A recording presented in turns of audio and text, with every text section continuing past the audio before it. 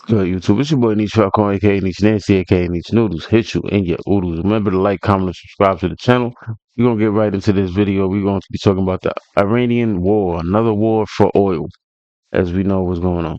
New images near the Strait of Hormuz off Iran, where new attacks are now sending oil prices on another wild ride today. This is a Thai flagged ship, one of at least 3 vessels that have been struck today in that critical waterway. Thailand's Ministry of Transport says 20 crew members have been rescued. 3, though, remain unaccounted for. We're going to show you a map of the approximate locations of these attacks on ships today in the Strait. A reminder, some 20 million barrels of fuel a day move through this critical shipping route, and it is clearly, effectively remains. So who are the attacks on? Who are the attacks from? Is this from Iran attacking ships just going through the Strait of Hormuz? If I don't know what the Strait of Hormuz is, the Strait of Hormuz is like just a body of water where a lot of the world's oil is transported through, and it's a big amount of the world's oil. And believe it or not, this is what this war is about. Don't get it messed up. It's about America not wanting to lose its control, its dollar valuation, basically. America is backed by oil and not gold. If you guys did not know, America's dollar is backed by oil and not gold, so therefore it's called the Petro Dollar. And a lot of countries are moving away from the Petro Dollar and are not wanting to be a part of this rigged system anymore. So America does not want that to happen. So that is why they're attacking Iran. And it's not really because Iran is just this sadistic country with weapons of mass destruction like they want us to believe. Let's just get that out the way. But I want to know who these attacks are from. I think they are from Iran because Iran said they would close the Strait of Hormuz because of being attacked. They said they will close it. And I think these attacks are from Iran on ships just trying to go through the Strait of Hormuz. But let's see what's going on. Shut down because of this very real threat. Let's get right to Paula Hancock's live in Abu Dhabi for the latest on this. What are you hearing here?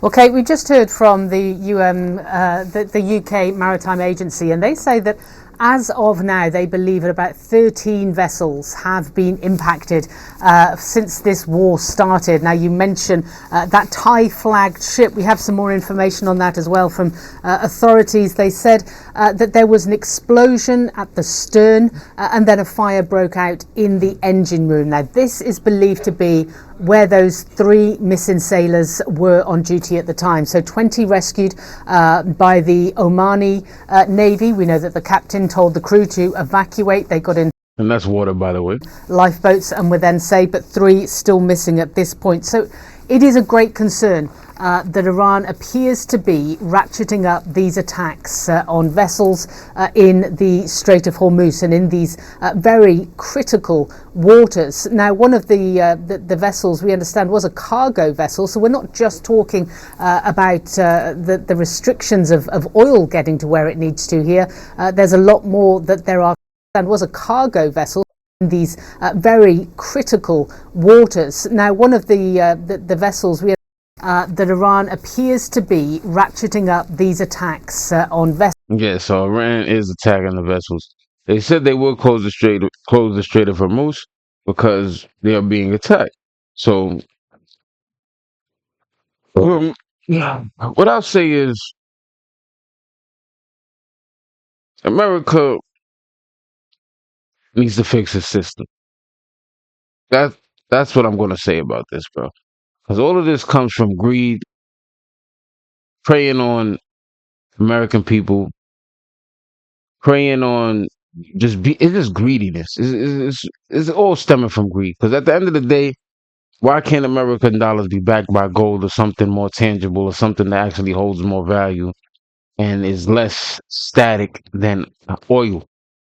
You get what I'm saying? So the whole system of the petrodollar is a scam. Like let's be real. It's a way to scam other countries and to keep using American dollars. So if the America would not base their currency on trying to be dominant and scammers, You know what I'm saying? It would be much, much easier to actually keep the dollar afloat and keep the dollar as a feasible currency amongst other nations. You know what I'm saying? And then everybody doesn't want dependency on America. That's what America I feel like is just very arrogant in certain situations. And it didn't start with only this administration. Don't get me wrong, but this administration is part of why Americans will keep thinking they could just do whatever they want. Because America, right, wants to be the dominant superpower in the world. But what happens when all the countries just turn on us at one point or another? You know, we have some allies, right? But which I think are the UK and Israel. You know, that's who I think our two biggest allies are as far as financially, and of course the UAE. The UAE is kind of cool with America too because the whole thing is oil as well. But what if they don't want to be part of that system anymore neither? This is what I just don't get about what America does with the economical infrastructure. Like it doesn't make sense to me. Why would we want something backed by oil instead of gold, precious metals? Because I know we don't have that much on our lands, but we do have some. But they don't want that. But I think because they know other countries will rise to power over America because they have more gold and more resources than America does have. So, like, say Africa, right?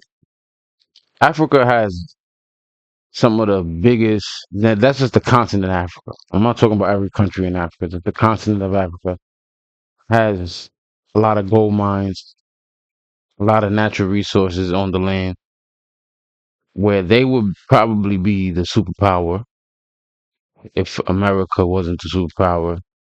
Same. It's always you notice it's those countries like say UK. UK doesn't have a lot of gold and like natural resources. But UK and America are the two biggest superpowers because they colonize the other nations. You know what I'm saying? And America, our infrastructure is more based on business, banking, and technology, you know? But if it came to actual things that are useful or hold value in this world, America would be kind of behind to a lot of other countries. But say in Africa, there's this own problem where people will sell out their own people for money. And as you learn more, you just know money is not as tangible as we think. Money, because money's value is just always going to keep going down, especially the dollar. The dollar is backed by the dollar. A dollar is a whole bunch of hula bahoo, whole bunch of hullabaloo. And we could keep seeing that until, like, say even Bitcoin, right? Bitcoin is more valuable than dollars. It's a fucking something we can't even touch. You know what I'm saying? Gold is more valuable than dollars. Silver is more valuable than dollars. Copper is more valuable than dollars. Even if copper, let's say if America could just do that, back their dollars in copper, that would even be better than basing our dollar on something like oil, which we don't have a lot of. We have to, if we was to back our dollar by something, it would have to be something America has a lot of already. It doesn't make any sense to me why they do this, but I feel like it's just leverage and power at this point, and it's been the system for so long and so many years that America does not want to lose its power.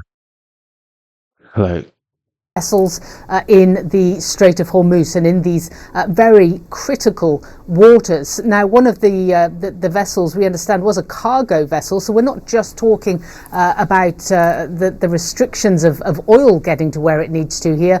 There's a lot more that there are concerns of. Now, a quick look at what else has been happening since Iran has said that it's going to have its most intense and heaviest operation. We do appear to be seeing a fairly consistent retaliation across the Gulf nations. Here in the UAE, we have been hearing a number of different waves of interceptions. Dubai Airport, there were 2 drones that hit nearby. We understand that 4 people have been injured there, authorities saying in the vicinity of Dubai Airport that fell. Flights have started to take off again now, though. We also know that in Bahrain, in Kuwait, in Saudi Arabia, they have also seen interceptions and alerts over the past 24 hours. And Iran has also expanded, if you like, its target list. We are hearing from Iranian officials through state media that they say now offices and assets of major American tech companies with operations in the region would be considered a legitimate target. Now, clearly, there are many in this Gulf region. We also had an interesting quote I want to bring to you from the Qatari Foreign Ministry spokesperson saying that from day one they had warned that this could be the potential fallout of any military action in Iran. He said, quote, "This is the biggest I told you so in the history of I told you so's in the world." Clearly, there is frustration and anger among leaders in this region. Kate. Very clearly. Paula Hancock, thank you so much, Paula, for bringing us all of those new headlines. I really appreciate it. The geography is extremely well known and understood. And perhaps because of that, the risks currently being faced are so severe. Take, for example, Maersk Shipping, which has got at least 10 ships that it says stranded in the northern part of the Strait of Hormuz, and many more on the outside that it can't get in or out because obviously the waterway is so difficult. In addition, they are refusing to send now ships up through into the Red Sea because of the possibilities of the Houthis and the risks around Yemen. As a result, something like Maersk is saying the current situation is absolutely uncharted and unprecedented. Navan, the #1 rated business travel platform, lets your team book work travel in one place. Flights, hotels, cars. Some of the hubs on which global trade does rely on are actually being affected, are being closed by the situation right now. It's true from Jebel Ali, it's true for Abu Dhabi. It's true for a few of those hubs, and this is going to create ripple effect, I think, for a while, as we need to see how this is going to sort itself out. In the short run, we can manage this, but if this was to endure, this would create, I think, serious congestions and serious issues across the global supply chain. What happens next is anybody's guess.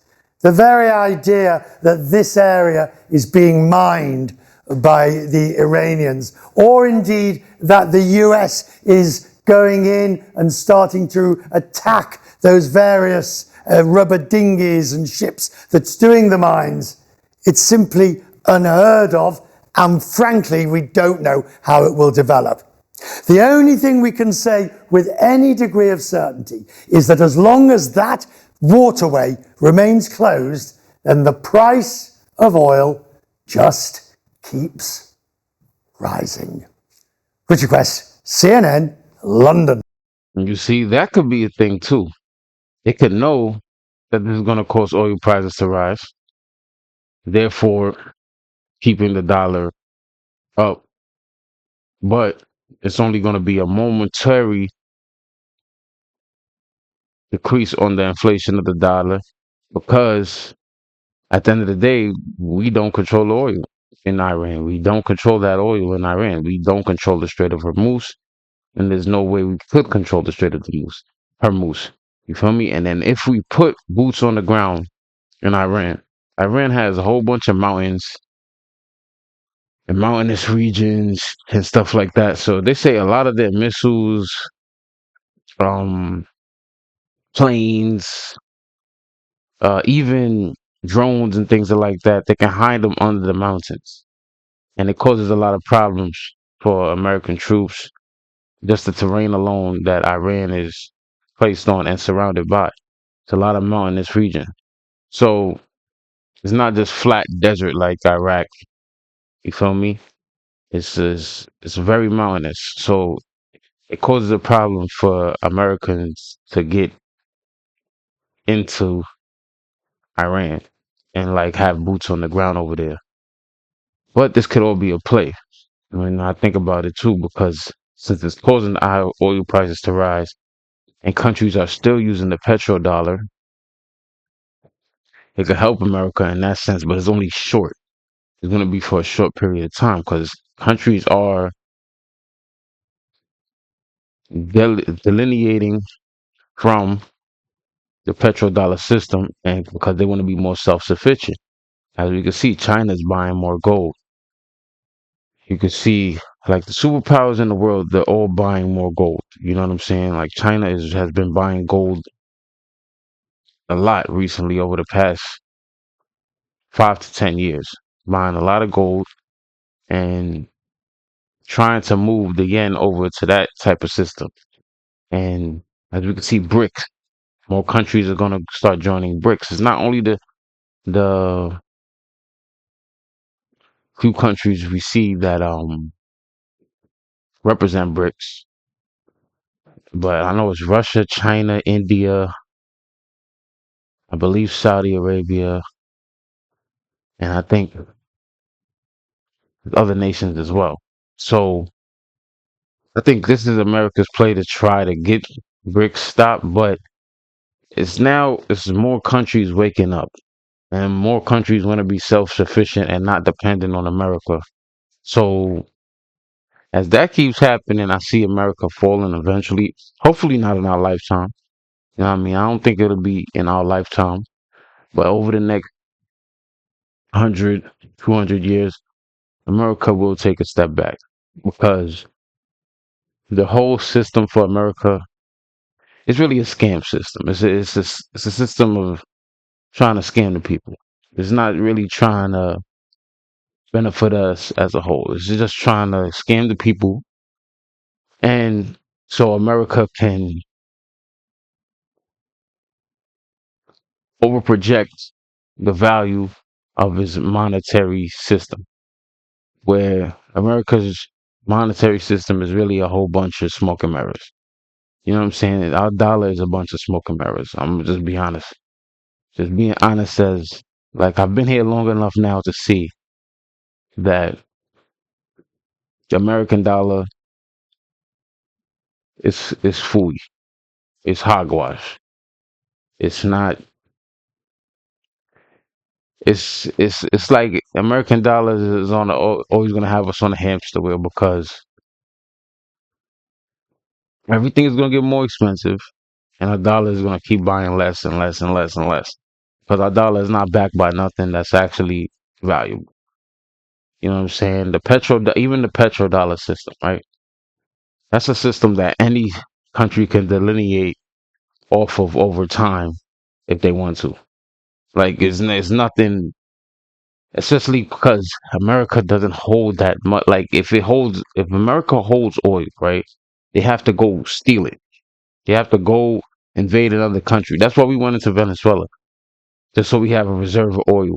You know what I mean? That was the attack on Venezuela first. It was so we have a reserve of some oil just to last us through this next war because they knew this was going to happen. They knew they were going to attack Iran. Iran was ready for this war as well for about few decades, probably before I was born. They knew the possibility of an American attack was or attack from Israel was possible. So they've been preparing for it as well.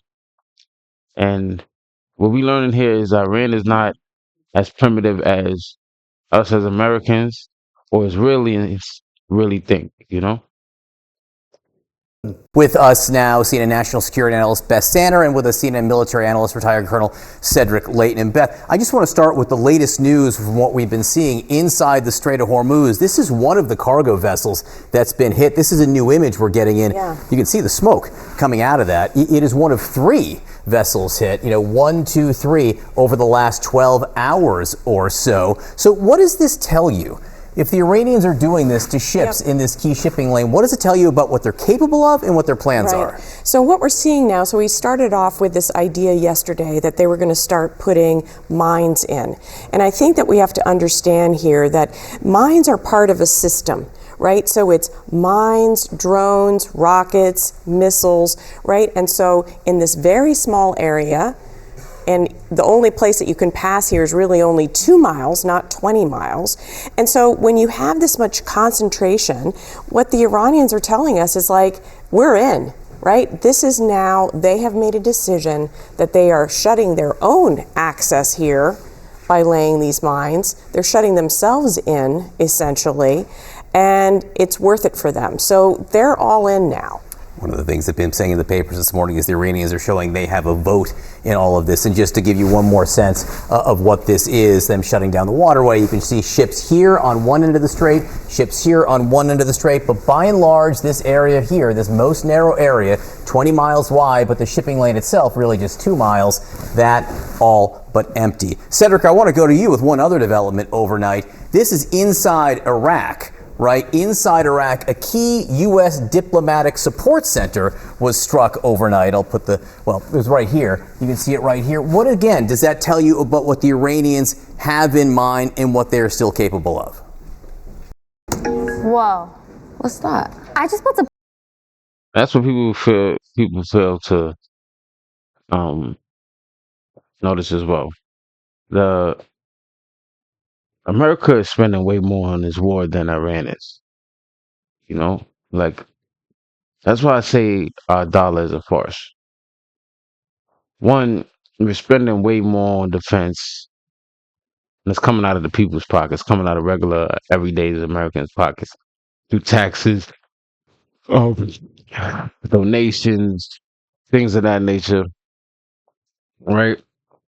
And they say it's all for national security, but it's not national security, it's international security. It's the whole world. America has its hands in countries all over the world. You know what I'm saying? And what I'll say about America is, of course, we want America to win the war, but there's going to be a time where all this shit has to reset. Let's hope it's not our time. You know what I'm saying? But I see over the next, all right, let's say 20 to 50 years, it's not going to be the same. America is not going to be the same. Especially into 100 years, America is just not going to be the same because, like I said, the foreign countries do not only want to be subjugated to the will of America. And I don't know why people think like you could just fight your way and just dominate people. It doesn't always work. You could lose. Like no matter what, like America could lose in a sense of spending. So we could get crippled financially. That's the main thing. A sense of spending. In a sense of we have bases all over in different countries where they could just be attack the bases. Um Iran doesn't have military bases everywhere, all across the country. If they do, I'm mistaken then. You know what I'm saying? But America is really one of the few countries that does this, where we just put military bases in other countries all over. And I feel like those targets are sitting ducks, especially if they're close to anywhere Iranian drones can fly to, things of that nature. I feel like with this war won't cripple America physically, you know what I'm saying? But financially, this war can cripple America. Financially, this war can absolutely cripple America. And I think also We have that Petro Dollar system has to go and has to be changed, bro. It has to be our dollars have to be backed by gold, bro. By gold, silver, copper. That's how they have to change it. It's like it's no which but now what I'll say is probably copper will be our best bet because that's what I think the America, like the natural land of America, like as far as natural resources, has the most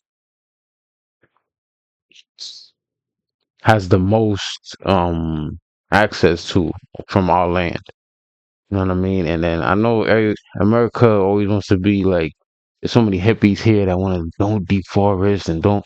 Well, it gets to a point, man, where we gotta dig up our own land. We gotta have our own minds. We gotta be more self-sufficient than trying to bully and manipulate people. You know, don't get me wrong. That comes with any country. You gotta bully. You gotta manipulate. You gotta play chess, not checkers. You always gotta do that. I'm not saying America don't ever do that, but the fact that we're not completely self-sufficient without doing that is not a good thing. You know, and it will come to the detriment of the American people because the American people are going to feel it the most because everything is just going to get more expensive. A dollar is not going to go as far. Housing is already through the roof, and it's going to cause collapse. You feel me? So, say unless you and then anybody in the private sector, right? If you're working in the private sector, Godspeed to you. You know what I mean?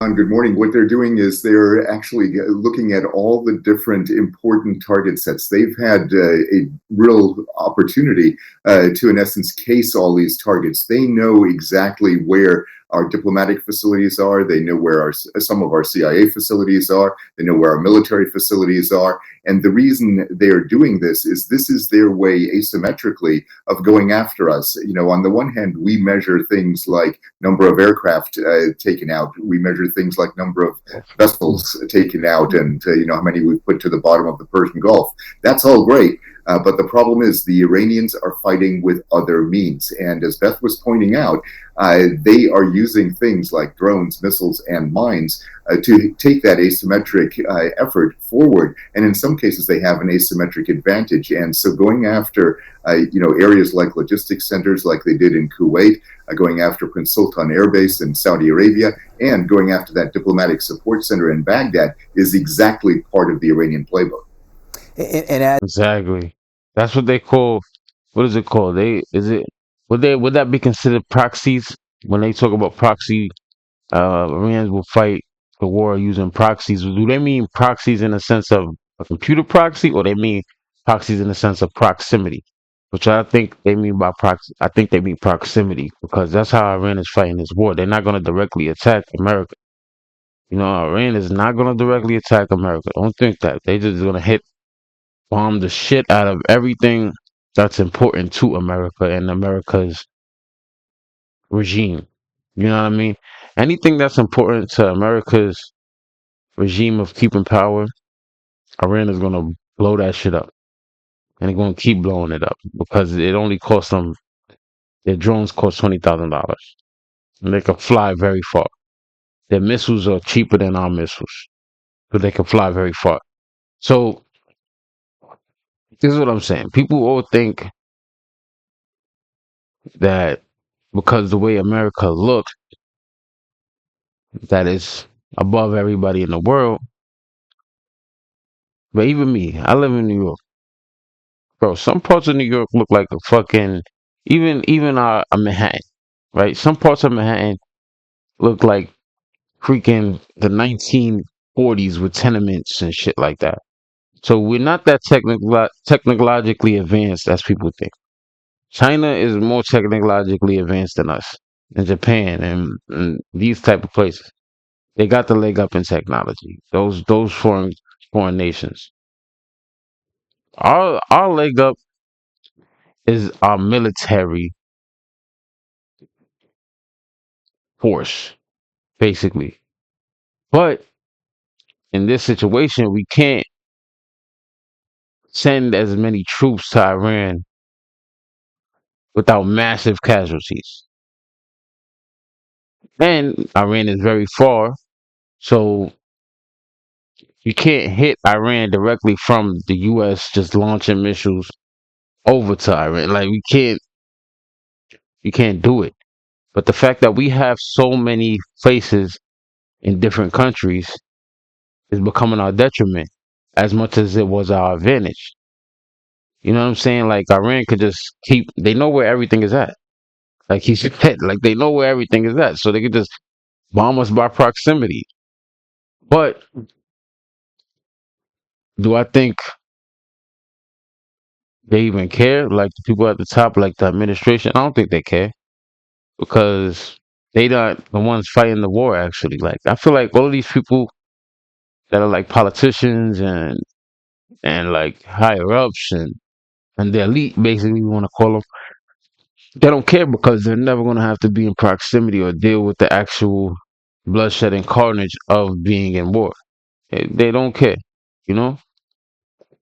As they try to show. Oh, go ahead, Beth. Yeah, so what I want to add to that, and I think, Cedric, you can jump in and disagree if I'm wrong here, but I mean, it's very, very likely that this was done by Iranian-backed militias that are Iraqis, right? We have not seen them join the fight. We have Hezbollah committing suicide in Lebanon, literally because, Israel is beating the crap out of them. And now we have Iraq joining in. Are we going to have Yemen join in? Are we going to have the Houthis join into this fight, which would, move us to the Red Sea? They haven't done that yet because it's not exactly in their interest right now to draw fire.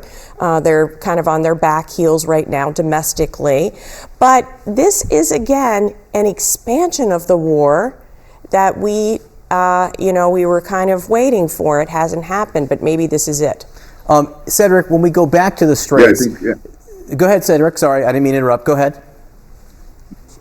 Oh no, that's okay. What I was going to say is, Beth is right, and I think we need to look at the possibility that the Houthis will get involved at some point in time, and that would then mean that two different choke points. The Persian Gulf choke point, at the Strait of Hormuz, and the Bab el-Mandeb, who, as the Red Sea empties into the Indian Ocean. That is the kind of area that we actually could see some efforts, and that is something where the proxies, just like Beth said in Iraq, the proxies are going to play a role in this, and this is definitely an expansion of the effort, and the Iranians are controlling that narrative along with their proxies, of course. Yeah, and just so you can see what we're talking about regionally, this is the Strait of Hormuz. This would be the Red Sea right here. The Houthis operating right here, perhaps shutting down some of the shipping in and out of that region. One other thing, we were talking about the mines, right? The idea, CNN was reporting that that Iran may be laying mines in the Red Sea. Then CENTCOM, in the Strait of Hormuz. Then CENTCOM released this video they say is of U.S. warplanes and missiles striking the Iranian mine-laying ships. Is this enough to disable them? We think the Iranians have, 5,000 mines that they could use? Would this be enough to stop efforts to mine the Straits? I mean, it's obviously, it helps, but we're talking about a 1,000-mile coastline, and we're talking about a capacity of Iran to use all manner of ships. One of these ships, it's obviously... It helps, but we're talking about... Iranians have 5,000 mines that they could use? Would this be enough to stop efforts to mine the Straits? It's obviously, it helps, but we're talking about a 1,000-mile coastline, and we're talking about a capacity of Iran to use all manner of ships, dhows, things that look like fishing ships. Yeah, you can't do that at scale, but you can certainly throw one or two over the back of the boat, and no one will know that. It's very, very hard to track down these very small vessels that can lay mines. So I think it's kind of whack-a-mole, and we've only whacked, one mole. It's not a lot. Just so people say, there's 1,000 miles of coastline here. This is all Iran, inside the Strait, inside the Gulf itself, and then outside. And there are some reports the Iranians have been able to ship some oil out of the parts that are already outside the Strait. Beth Sander, Cedric Layton, this has been great. Thank you both so much for being here. see? But what I think, man, is war is unfortunate, but it's necessary. you know. So, but and also none of these wars are about what they say they're about. It's usually about money. That's the bottom line. These wars are about money. They're about keeping the dollar alive because America does not want countries to move away from the petro dollar system. And that's just a fact.